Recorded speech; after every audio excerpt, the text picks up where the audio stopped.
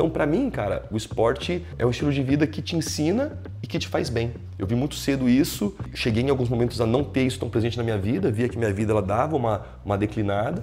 Eu botei no papel, eu falei, cara, eu quero um emprego que eu consiga viajar, que eu trabalhe com pessoas, mas que não seja nada muito fixo, que eu possa trabalhar de casa, e se eu quiser eu posso trabalhar no escritório. Aí eu olhei assim pro que eu escrevi, eu falei, ficou difícil, hein? Isso aqui não existe. E eu falei, bom, se eu criar a minha empresa e criar o meu método, criar o meu negócio, de repente eu posso criar minha profissão, né? Eu estava com um amigo meu lá em Foz do Iguaçu, então foi uma prova bem legal. Começava no Paraguai e terminava no Brasil. A gente fez em 6 horas essa prova. A gente chegou no hotel, eu falei, Gabriel, toma um banho e vamos pra balada. Ele, você é louco? Eu falei, irmão, a gente tá inscrito no Iron Full, que é o dobro, então a prova não acabou. Toma um banho, se troca, a gente não vai dormir, brother. Vamos lá, como sempre, o planejado era uma coisa e no final das contas sai um pouco do planejado, mas pro melhor. Que a ideia era gravar a parte com César, né, sobre Ultraman, né, e sobre a filosofia da vida dele. E aí o que aconteceu é que o vídeo total ficou 2 horas. Então vamos separar. Então a gente vai ter a primeira parte da história do César, e depois realmente como foi acontecendo lá no Ultraman, os desafios, preparo, histórias, né, toda a jornada do herói, que ficou realmente sensacional. Então agora você está assistindo a primeira parte, então vai ter segunda parte se você tem interesse em saber mais profundamente sobre o Ultraman, e também vou colocar alguns takes lá de documentário que nós fizemos, que ficou muito massa, e também vou deixar o link na descrição. Ó, e falando do seu português, sei que português não é um idioma fácil de aprender, né? E fala bem pra caramba, cara. O legal do Stanley é que ele conseguiu pegar meio que o espírito do brasileiro. Malemolência, vai. Malemolência do brasileiro, exatamente. Então consegue pegar o tipo de piada, o timing das coisas, consegue fazer brincadeira em português, que às vezes é outro timing, né? É outro jeito de fazer piada, outra tradução de palavras. E com você dá pra falar exatamente como eu falo pros meus amigos que você entende. Isso, não ficou uma coisa formal, engessada. Hoje eu tô com um grande convidado, César Curti. Obrigado pela tua presença. Quando eu falei pra ele, vamos gravar, topou muito rápido, veio pontualmente. Tá muito bom estar contigo aqui. Cheguei antes, na verdade. Chegou um pouco antes. Já tá quase tirando o passaporte russo pela pontualidade.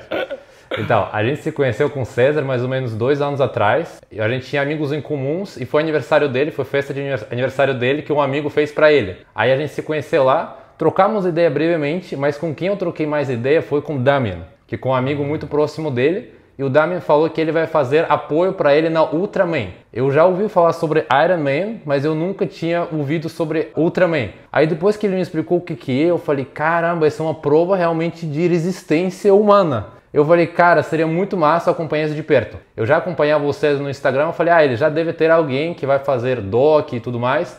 Aí troquei uma ideia com ele falou, irmão, ainda não tem ninguém. Falou, se tu quiser, bora, a gente tem espaço no carro, porque teria que viajar de Florianópolis para Ubatuba.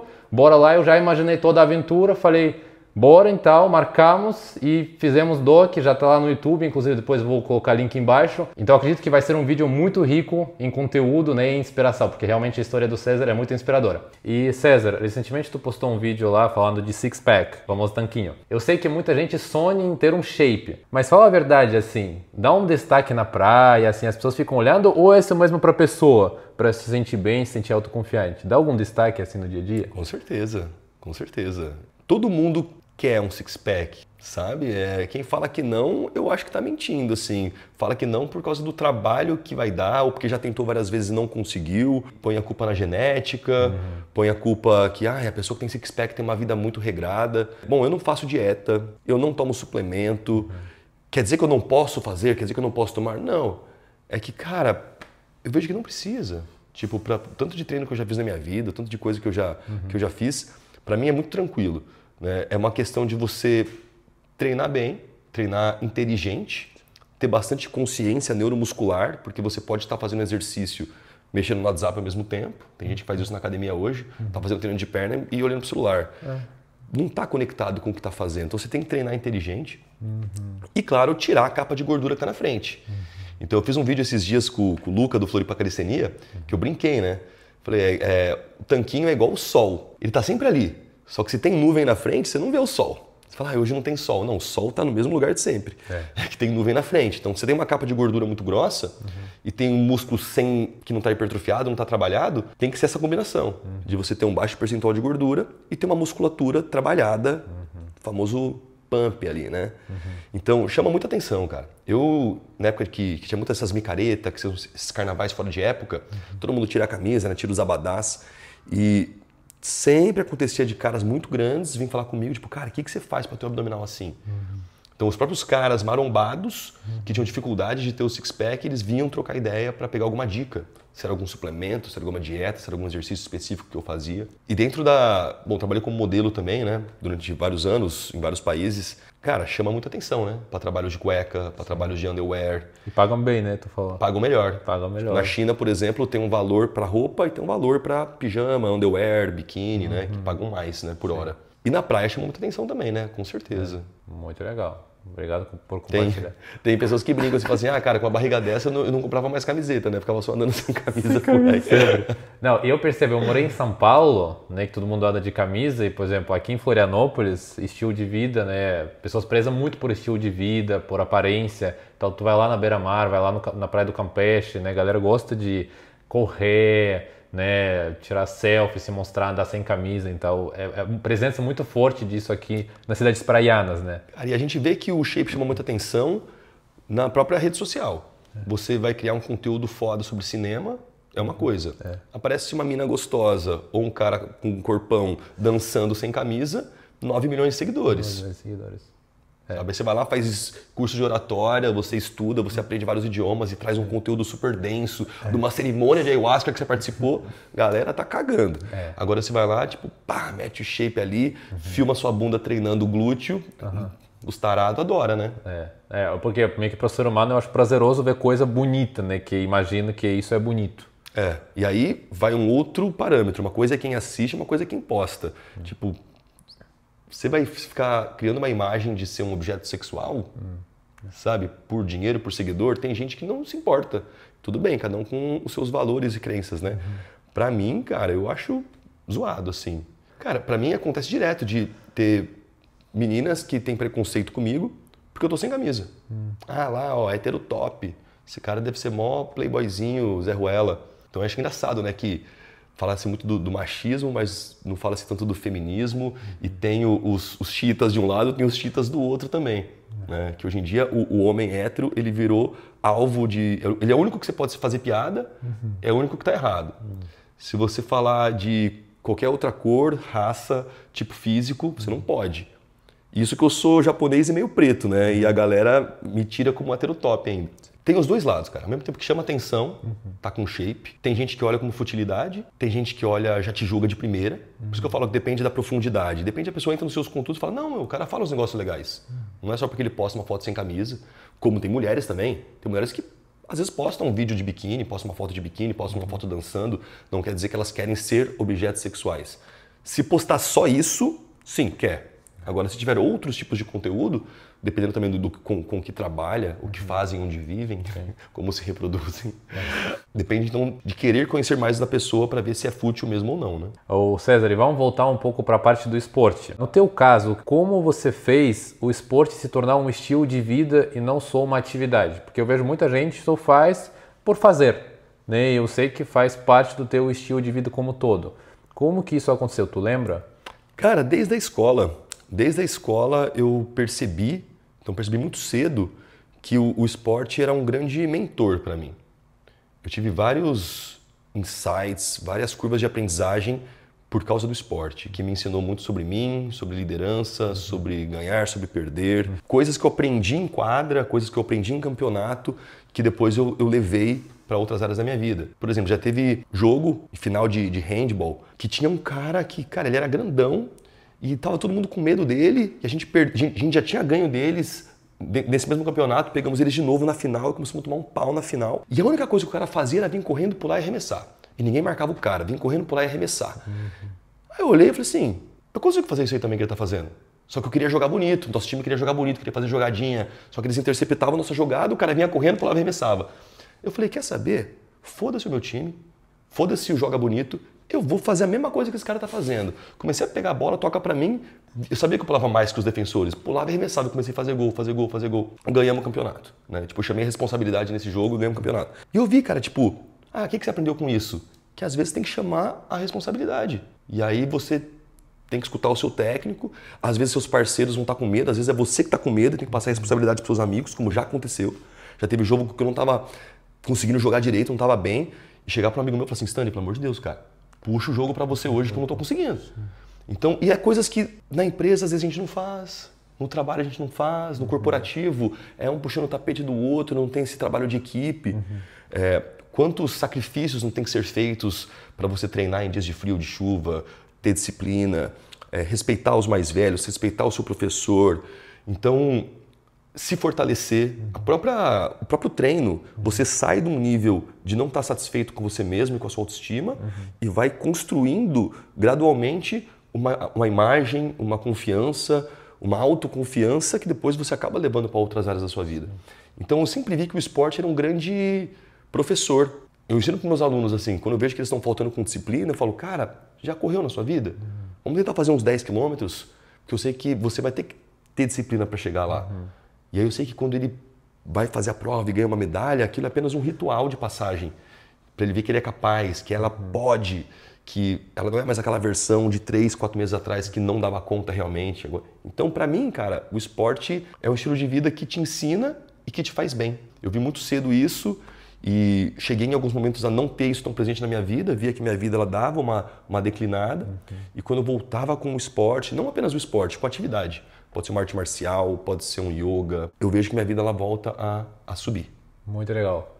Quem acompanha o César, já até vou deixar o arroba dele do Instagram, vê que a vida dele é muito interessante, assim, é muito legal de ver o teu lifestyle, porque realmente o esporte faz parte do teu lifestyle e fica uma coisa muito natural, né? E deu para perceber que o esporte vai te norteando, né? Vai te dando as respostas, então isso é incrível. Uma coisa que eu percebi também, eu percebi que os amigos que ficaram na minha vida eram do esporte. Então acho que até por conexão, por experiências diferentes, tipo eu tava na escola, de repente a gente ia fazer uma viagem para Brasília, para Curitiba, para jogar campeonatos, né? E estreitava os laços com esse pessoal. E hoje em dia eu faço isso com os meus retiros, com as minhas viagens, porque eu sei que as pessoas precisam disso.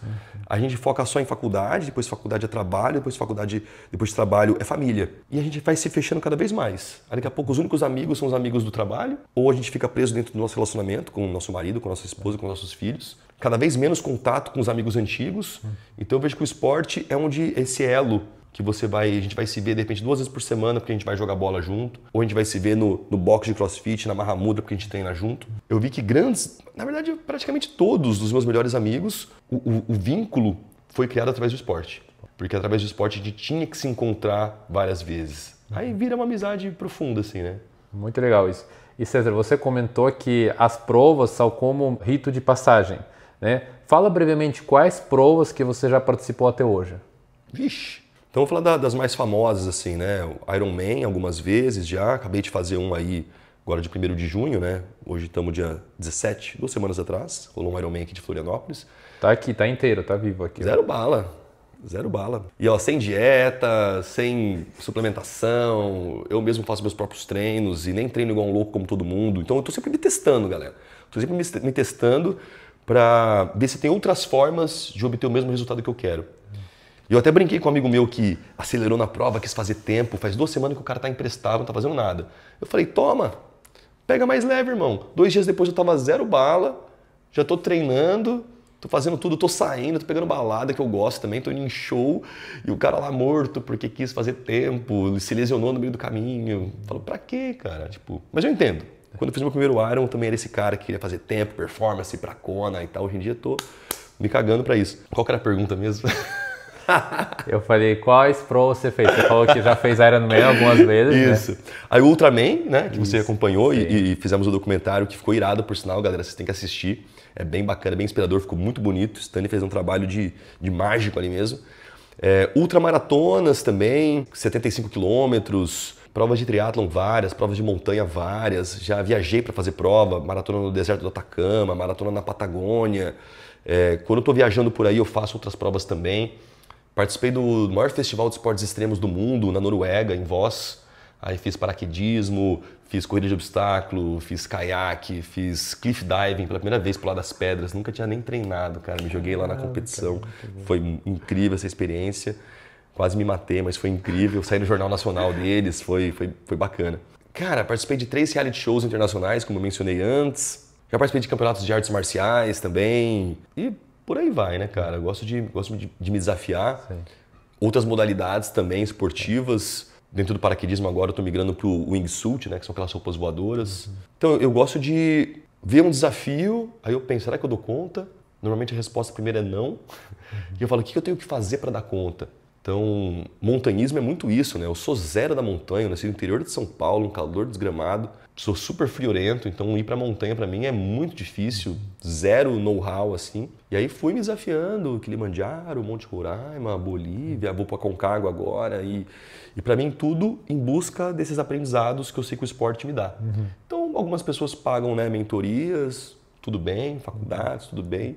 Eu invisto muito em experiências porque essas experiências me dão um aprendizado que quase ninguém vai ter. Eu gosto muito desses aprendizados diferentes. Não tirando mérito de outras formas de aprender, mas eu entendi que essa é a forma que eu gosto. Tipo, você chegar pra mim, cara, César, você gosta... O Felipe Marques, né, amigo nosso, me perguntou outro dia, ô César, desses mentores aí grandões, tipo Tony Robbins, tipo o Wim Hof, Sadhguru, de quem que você gostaria de fazer um aprofundamento? Eu falo, cara, eu quero mergulhar com as orcas. Eu quero ir com os macacos lá no Congo. Pra mim, eu tenho muito mais tesão em ser abraçado por um macaco no Congo do que pelo Tony Robbins nos Estados Unidos, sabe? Seria legal? Claro que seria ir no evento do Tony Robbins, mas normalmente não é onde eu vou investir meu dinheiro. Normalmente eu vou investir meu dinheiro, eu quero fazer o túnel de vento lá na Suécia, porque lá é o único túnel de vento para wingsuit do mundo. Meu dinheiro normalmente é para isso. Documentário, fazer um documentário disso, inspirar pessoas, esse é o rolê para mim.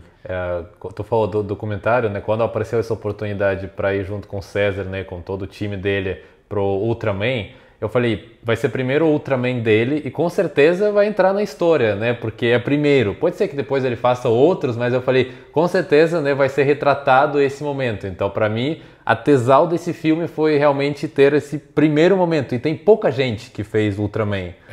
Quantas pessoas total fizeram? Cara, no Brasil, 241 pessoas fizeram.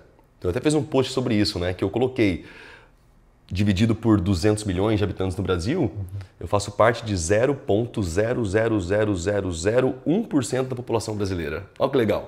Então, eu tenho que me sentir especial, cara. Ninguém faz o negócio. Ninguém faz o negócio. E isso me motiva a buscar os meus sonhos. Porque eu falo, cara, você tem que ter fé, você tem que acreditar em você. As coisas não caem do céu, não são fáceis. Mas se você tiver autoconfiança e você se sentir especial, eu acho que ajuda.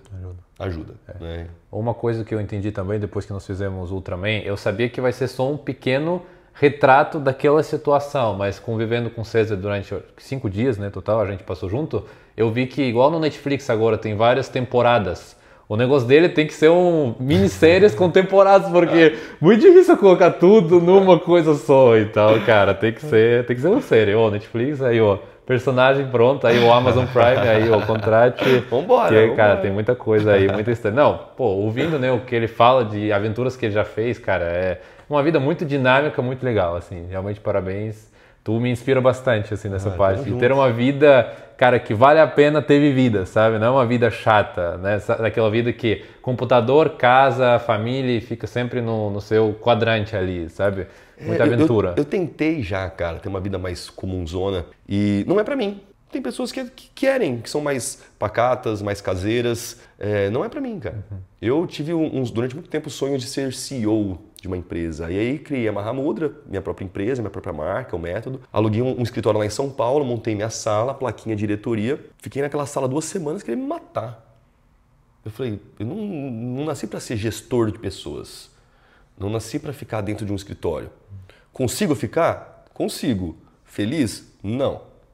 Então eu saí, eu dava aula no parque, fazia as reuniões no parque, era entrevistado pelos jornais, pelas revistas, marcava com a galera no parque. O parque era meu escritório. Depois, quando eu migrei isso pro escritório, eu fiquei dentro do concreto, cara, eu fui ficando cada vez mais meio que sem energia, sem poder pessoal, sabe? Eu preciso estar na linha de frente. Então, quando eu vejo esses filmes de guerra, né, que eu gosto de arte marcial, disciplina, enfim, eu sou muito mais Leônidas, William Wallace, do que aqueles reis que mandam soldados e fica lá atrás em cima do cavalo. Não, eu tenho que estar lá batendo no peito, dando chute na cabeça dos outros e vambora. Não, sabe quem tu me lembra? Depois eu tava assistindo o filme Hércules. Tu já assistiu com o Dwayne Johnson? Hércules. Cara, assista. Cara, nesse filme parece muito tu, cara. Ele tá cabeludo também, Aham, né? Hércules. Boa. Cara, é muito bom, parece muito. César, e você falou já um pouco, né, dos teus ídolos, né, que tu gostaria de ser abraçado por um macaco lá na floresta, no Congo. E Uma orca. Uma orca. E na infância, vamos falar da infância, você tinha alguma inspiração? Porque eu vejo uma coisa que vai nortear às vezes a nossa vida, às vezes alguma referência na infância que nós tivemos. E você lembra, você tinha alguma? Cara, tive alguns em momentos diferentes da vida. Já tive uma inspiração pro shape, já tive uma inspiração com grandes atletas, grandes nomes da história.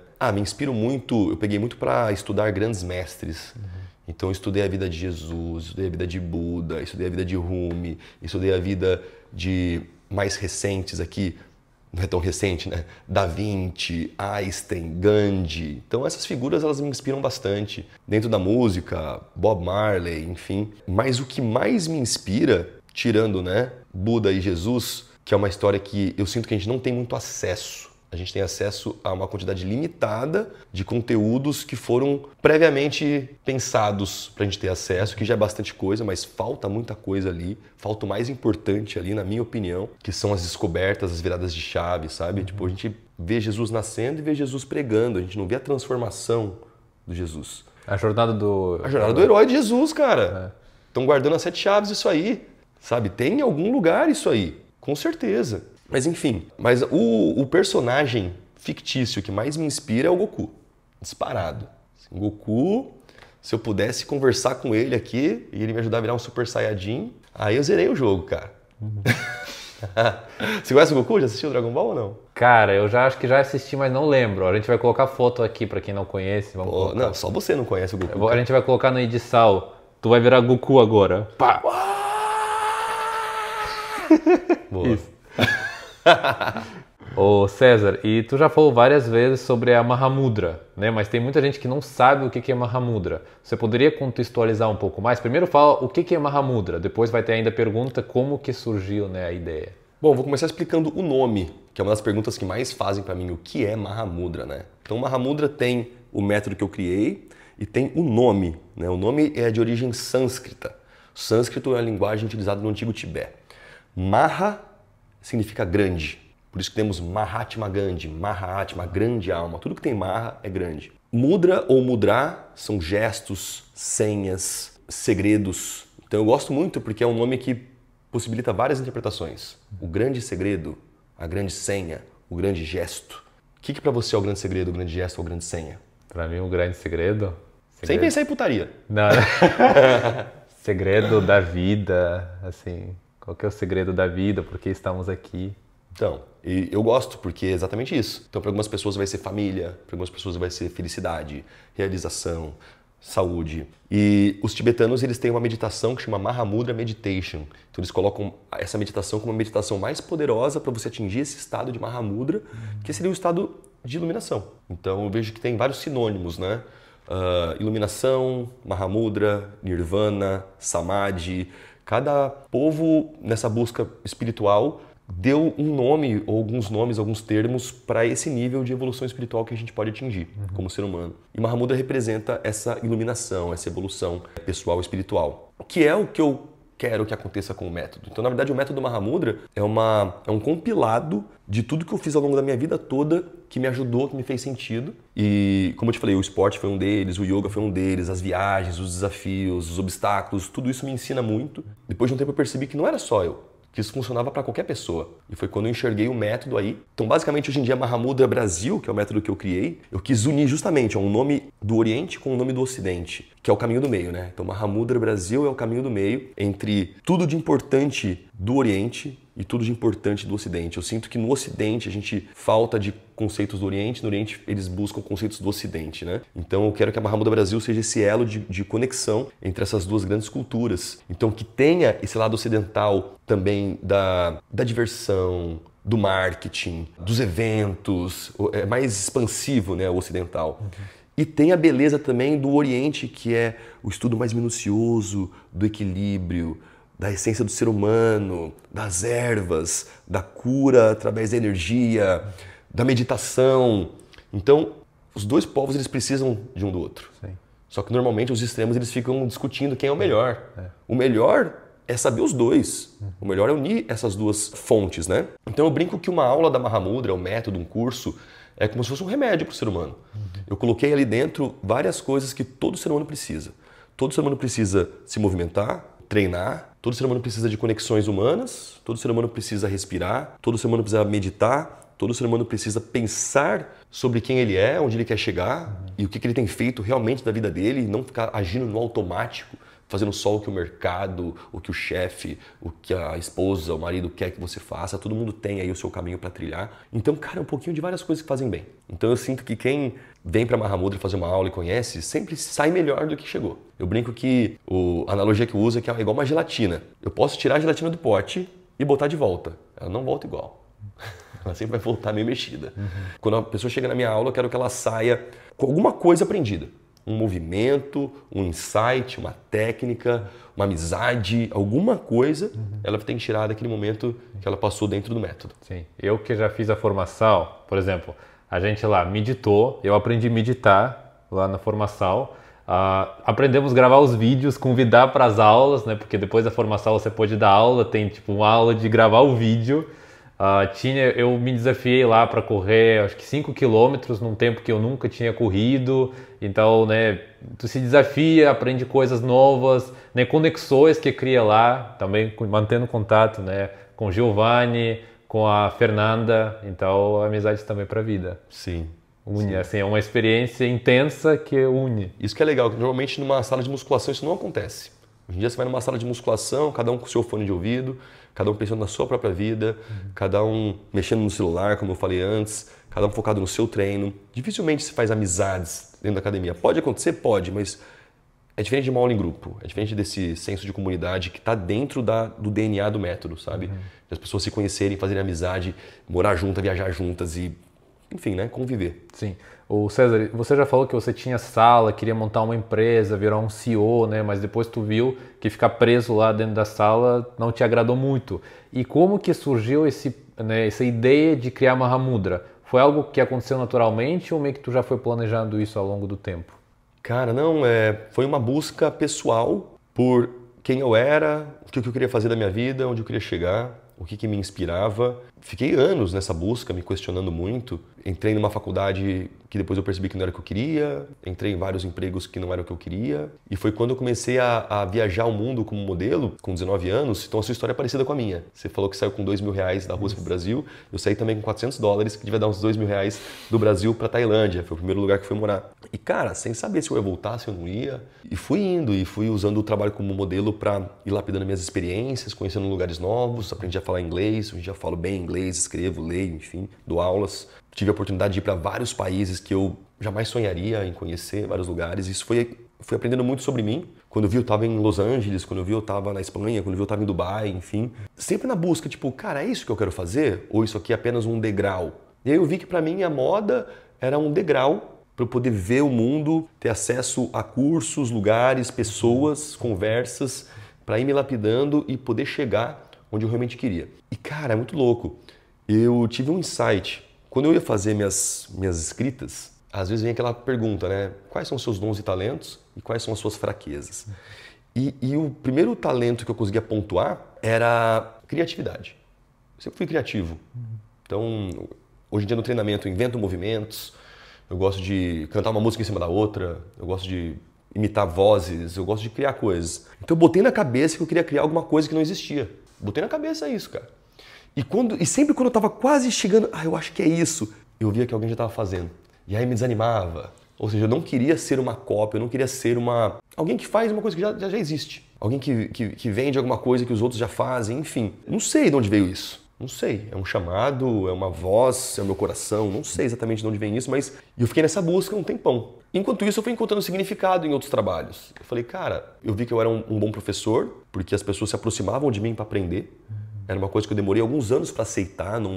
Ninguém com 21 anos acha que é professor de nada. E comecei primeiro dando aula de treinamento. treinamento físico e tal. E via significado nisso. As pessoas estão doentes, estão ficando gordas, estão obesas, estão sedentárias, estão depressivas, estão ansiosas. Então o treinamento físico é um grande remédio para isso. Só que depois de um tempo fazendo muito nesse universo, vamos chamar de wellness, fitness, eu comecei a querer fazer cursos numa parte mais espiritual. Comecei a querer fazer curso de massagem, reiki, enfim, cair no Theta Healing, que me despertou esse lado da cura através da mente, através das crenças, através da energia. E comecei também a ver muito significado e ver necessidade disso no mundo. E eu falei, cara, e agora? Para que lado eu vou? Eu vou pro lado do wellness, do fitness, ou vou pro lado do healing, da cura? E fiquei nesse questionamento por uns dias. Aí eu falei, cara, mas será que eu consigo juntar esses dois?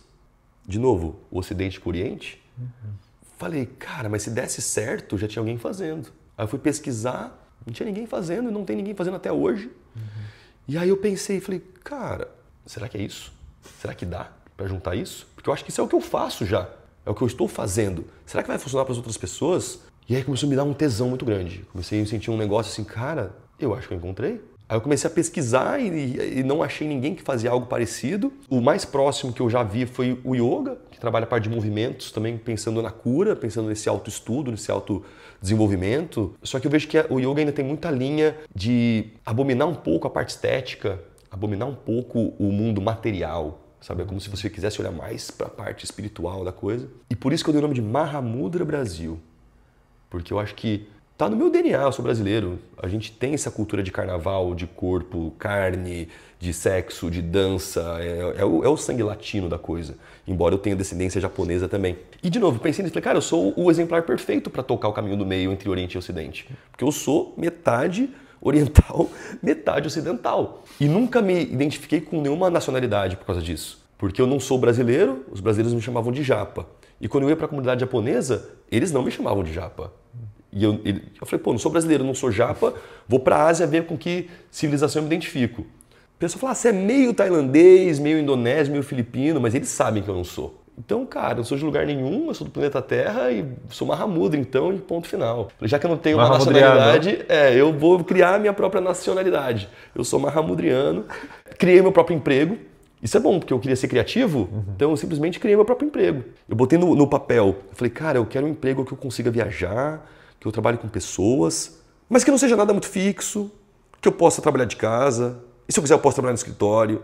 Aí eu olhei assim porque eu escrevi, eu falei, ficou difícil, hein? Isso aqui não existe. Porque eu estava tentando me adequar dentro de uma profissão que já existia com aquelas qualidades. E eu falei, bom, se eu criar a minha empresa e criar o meu método, criar o meu negócio, de repente eu posso criar minha profissão, né?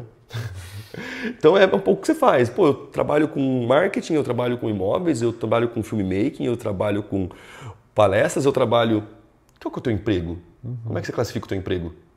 Hoje eu não classifico, seria empresário, empreendedor, mas sempre usando também, que tu falou de criatividade, eu me identifico muito. Eu tenho que sempre ter algum projeto onde eu possa usar minha criatividade. Parece uma expressão, né, para o mundo. Que é o lado do artista, eu acho. Porque a gente vê, tipo, eu sou artista, mas você canta, mas você toca, mas você pinta. Cara, não, todo mundo tem uma arte. Todo mundo tem uma arte, né? Uma forma de se expressar para o mundo. De repente, essa vontade de ser criativo, acho que é a minha forma artística de expressar. Seja através do movimento, seja a criação de um evento, seja a criação de uma palestra, de uma mentoria, enfim. É uma forma de estar usando a minha criatividade em prol do que eu acredito. Basicamente é um filho que a gente bota no mundo. Sim. Tipo, parece que é um parto, alguma coisa saiu, tá ali. E foi o que eu senti, cara, quando eu tive essa conexão do que fazer e consegui meio que entendendo que essas coisas elas poderiam, né, se integrar umas com as outras. E aí eu tive a ideia do método, aí fui criando o logo, aí encontrei o nome, aí voltei pro Brasil, não sabia como ia começar ainda. Então foi um processo assim de anos até acontecer a primeira aula, o primeiro evento, os primeiros alunos, a primeira grana entrando, as primeiras matérias na revista, nas televisões, enfim. Então, mas é bacana lembrar disso, legal. É uma jornada. É uma jornada. César, tu falou sobre alunos. Como você vê hoje a Mahamudra muda a vida das pessoas na prática? Assim, você tinha alguns cases de sucesso, algumas histórias que te marcaram?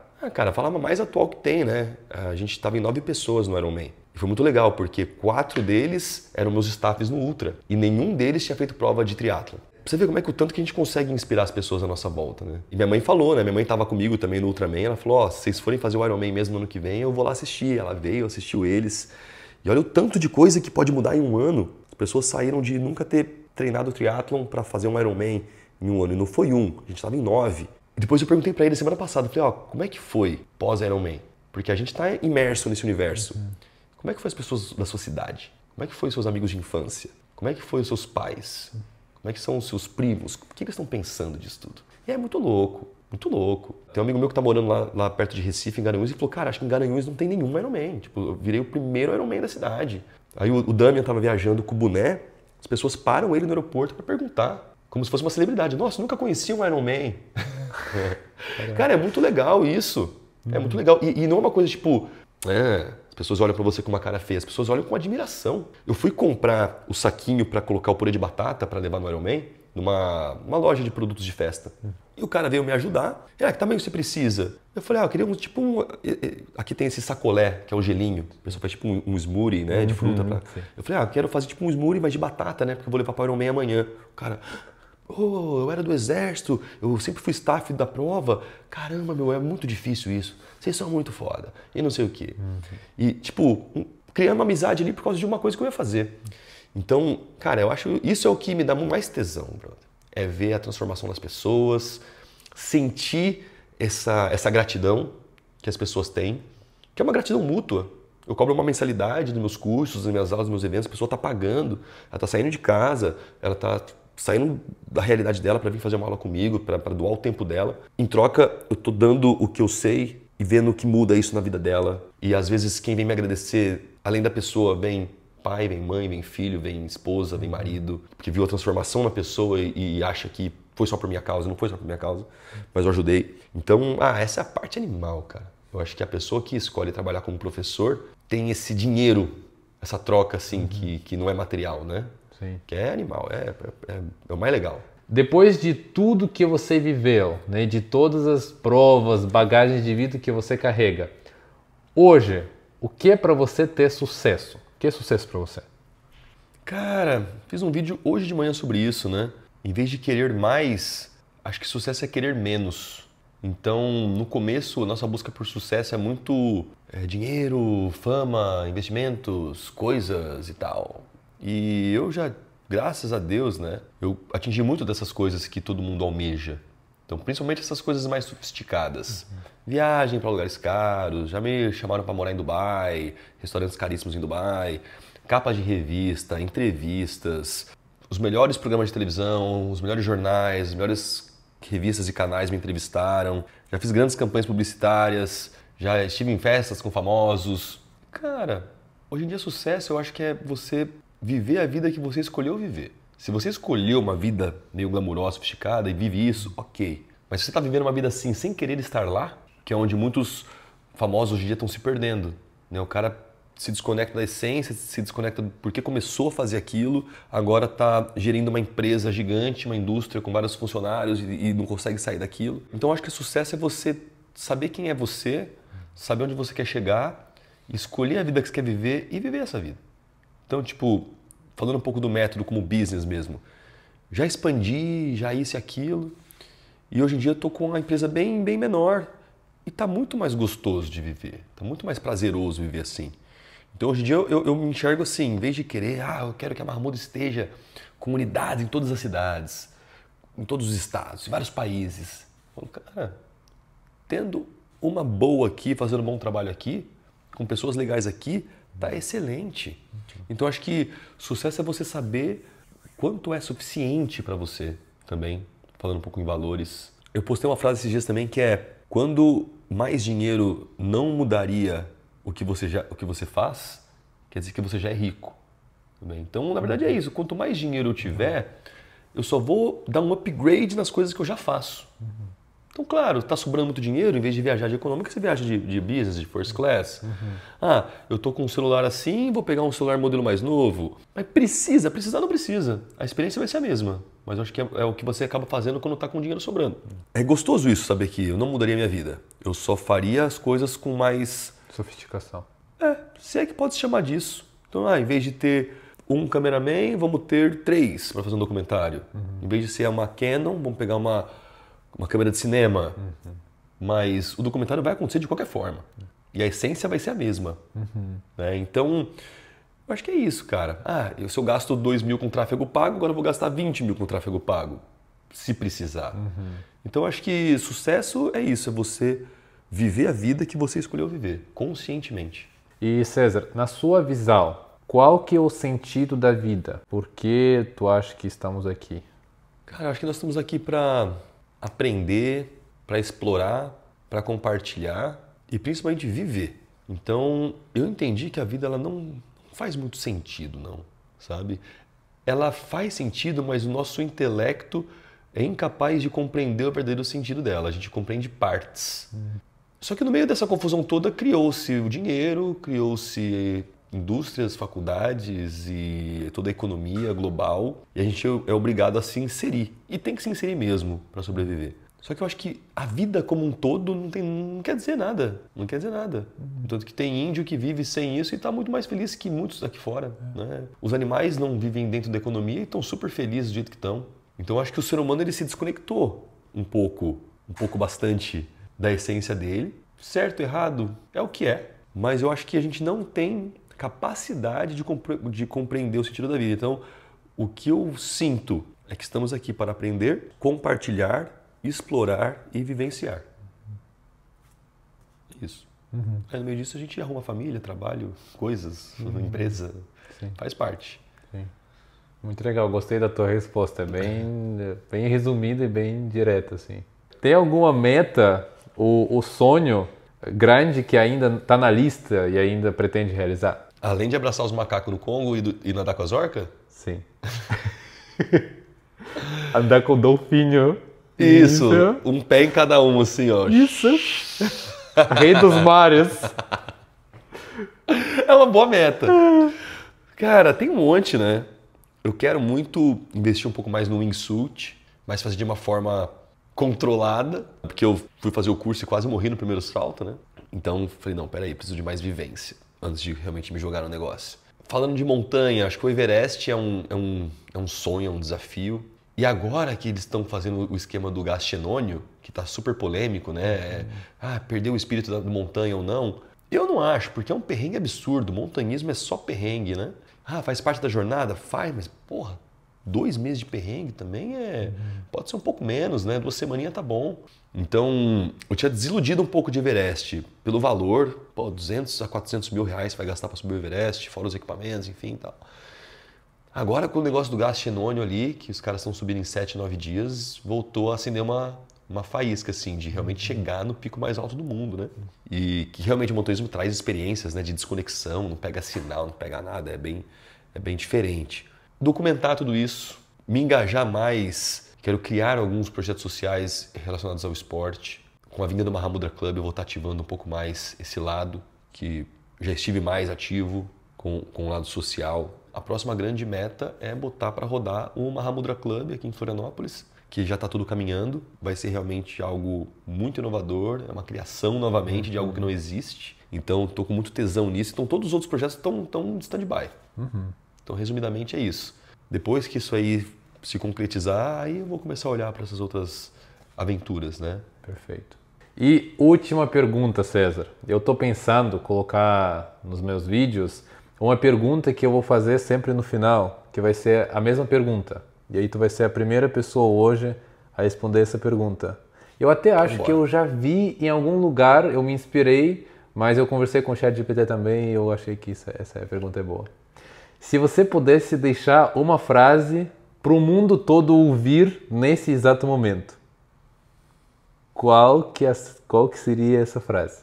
Você imagina que todo mundo do planeta Terra vai te ouvir você dizendo isso. O que tu faria? Cara, o meu lado quinta série, ele já começa a pensar em besteira, cara. Fazer as pessoas rirem, né? Porque assim, cara, se é uma frase que todo mundo vai escutar, não dá pra ser muito profundo. Me segue no Instagram, @saracurte. Tipo isso, né? Cara, eu pensei em Hakuna Matata. Hakuna Matata aí. Que significa, né, levar a vida de uma forma mais leve, né, mais conectada, mais leveza. Acho que na vibe que eu tô hoje é um pouco do que eu tô passando para as pessoas, sabe? mais bom humor, mais leveza, menos preocupação com o que os outros estão pensando de você. Tô um pouco mais nessa vibe do que da aprovação. É que como eu faço muito esses desafios, parece muito que eu quero provar as coisas. Já não é mais sobre isso. No começo, sim. No começo você é novo, você não sabe realmente se você vai dar conta ou não vai. Você quer provar para você e para os outros que é possível, né? Hoje em dia é mais porque eu vi que eu gosto mesmo e me transformo com os desafios, né?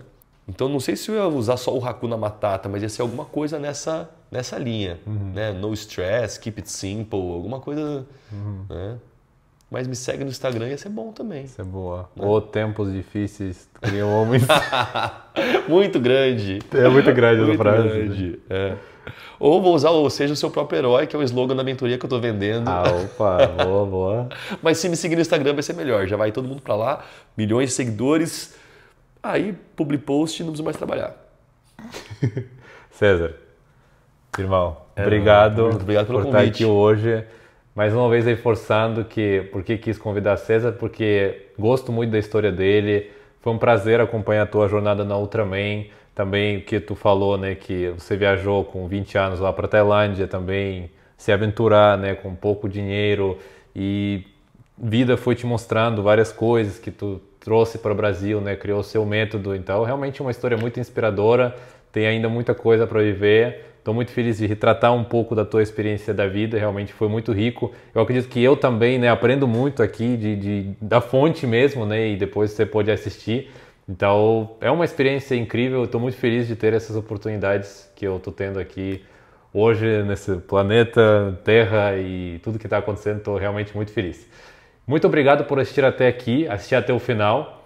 Comenta embaixo o que você achou sobre a jornada do César, se você faria um Ironman da vida, um Ultraman, se você pratica esporte no dia a dia, deixa algum comentário, isso ajuda muito o canal a crescer e seria um prazer, né, um dia fazer até uma coisa presencial, sei lá, treinando juntos, né, que de vez em quando eu vou também nos treinos do César, da Mahamudra. Faz tempo que não aparece lá. Não, mas são treinos bem legais, na praia, às vezes na Serra do Sol, às vezes eles fazem um treinão bem massa. Então, realmente é um movimento, cara. Isso que é muito bonito de ver, assim, galera junto, engajando por um propósito legal, para crescimento.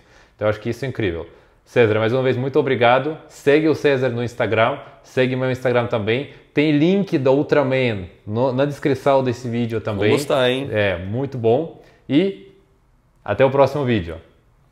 Valeu, irmão. Tamo junto.